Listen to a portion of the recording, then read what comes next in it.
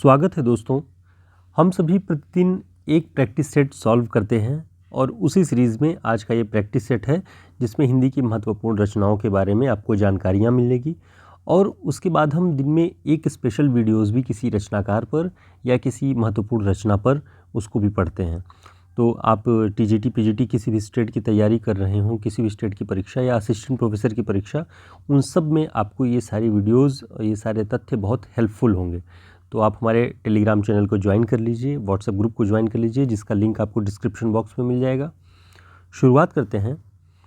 मैथिली शरण गुप्त की कौन कौन सी रचना महाभारत से संबंधित है? इसका सही उत्तर है वन वैभव, वन वक संहार और सैरंध्री। ये तीन रचनाएं महाभारत से संबंधित हैं।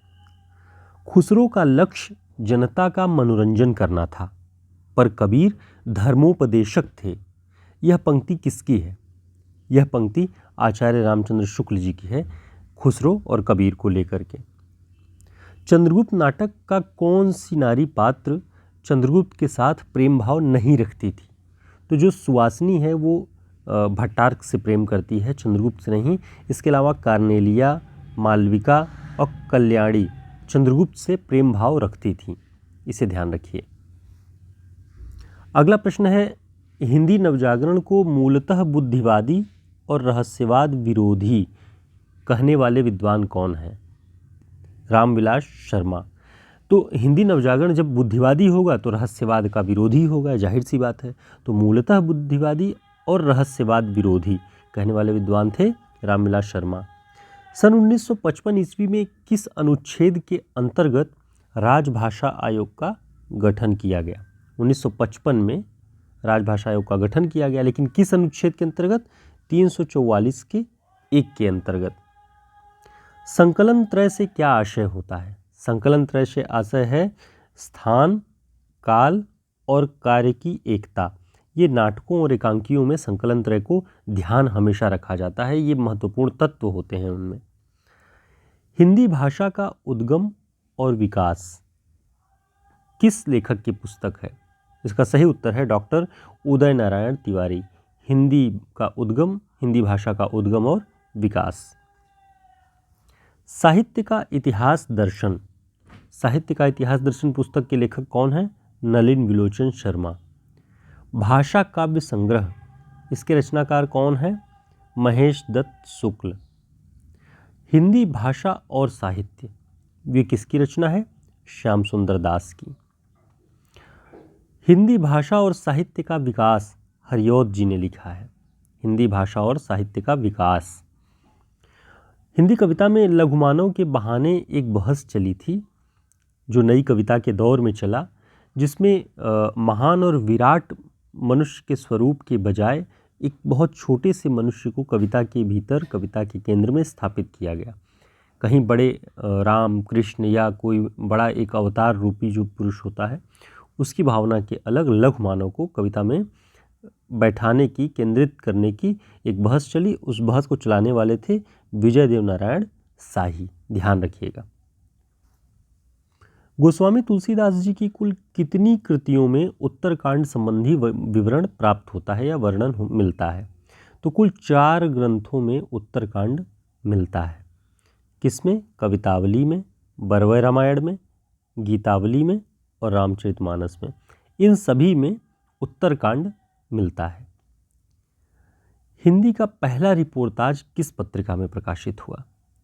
रिपोर्ताज एक शैली है, रिपोर्टिंग की है एक तरह से, उसको रचनात्मक रूप से लिखने की।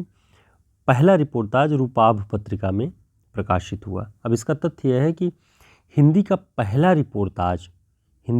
रिपोर्ताज शिवदान सिंह चौहान का लक्ष्मीपुरा है, जो रूपाभ पत्रिका के दिसंबर 1938 अंक में प्रकाशित हुआ। ध्यान रखिएगा, रूपाभ पत्रिका में 1938 में, दिसंबर 1938 में प्रकाशित हुआ और उस पहले रिपोर्ताज का नाम लक्ष्मीपुरा है। छायावादी कविता की प्रवृत्ति क्या रही है? छायावादी कविता की प्रवृत्ति रही है प्रकृति का आलंबन रूप में चित्रण। प्रकृति का आलंबन रूप में चित्रण, मानवतावादी दृष्टिकोण, रहस्यवादी दृष्टिकोण और रहस्यवादी भावना, ये छायावादी कविता की प्रवृत्ति रही है।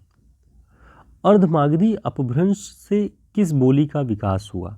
तो अर्धमागधी अपभ्रंश से पूर्वी बोलियों का, पूर्वी हिंदी का विकास हुआ है।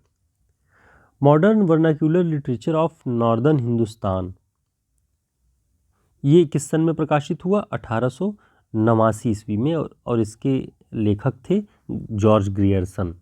Modern vernacular literature of northern Hindustan. Gangavataran के रचनाकार कौन है? जगन्नाथ दास रत्नाकर। हंस जवाहिर के रचनाकार कौन है? हंस जवाहिर के रचनाकार हैं कासिम शाह। निशा निमंत्रण के रचनाकार कौन है?